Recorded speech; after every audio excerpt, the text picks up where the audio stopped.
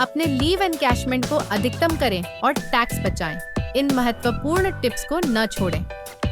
Leave encashment और tax छूट को समझें। लीव एनकैशमेंट सैलरी पाने वाले कर्मचारियों, विशेषकर जब वे रिटायर होते हैं या नौकरी बदलते हैं, के लिए एक महत्वपूर्ण वित्तीय पहलू है।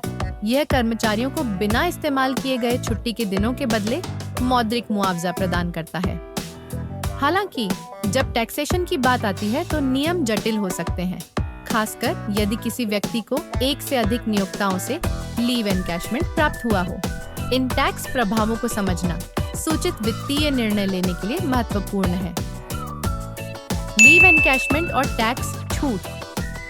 केंद्रीय प्रत्यक्ष कर बोर्ड (CBDT) ने लीव एनकैशमेंट के टैक्स उपचार के संबंध में स्पष्ट दिशा निर्देश स्थापित किए हैं।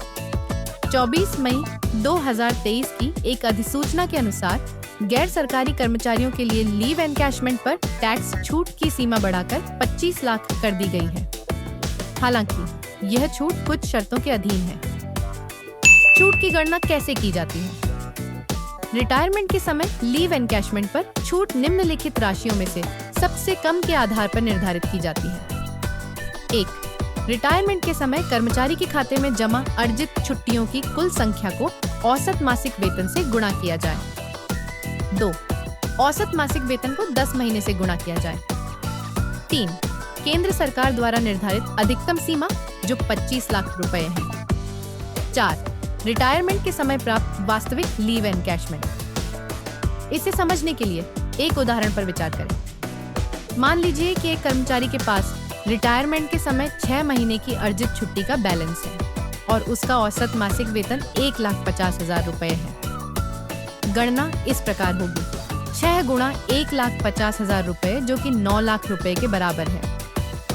दूसरा कारक 10 महीने का वेतन होगा 10 गुणा 1,50,000 जो कि 15 लाख के बराबर है। चूंकि दोनों मान 25 लाख रुपए की सीमा के भीतर हैं, छूट की राशि लागू मानों में से सबसे कम होगी।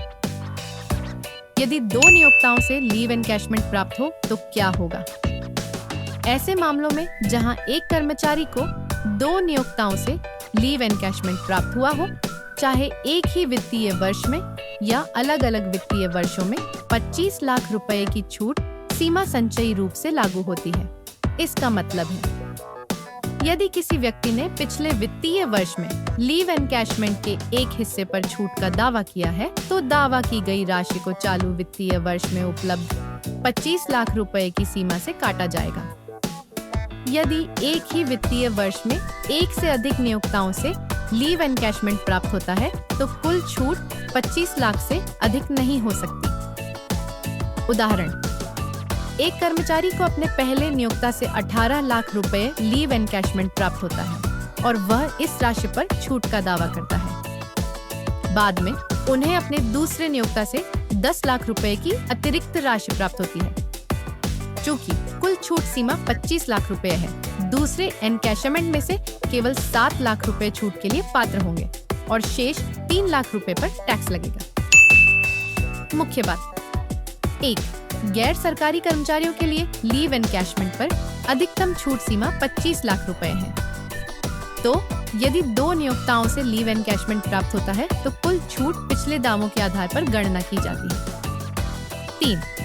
टैक्स गणना में अर्जित छुट्टी का बैलेंस, औसत वेतन और सरकार द्वारा निर्धारित सीमाएं जैसे कई कारक शामिल होते हैं। 4. उचित योजना बनाने से कर्मचारी टैक्स लाभ को अधिकतम कर सकते हैं और अनावश्यक टैक्स दायित्वों से बच सकते हैं।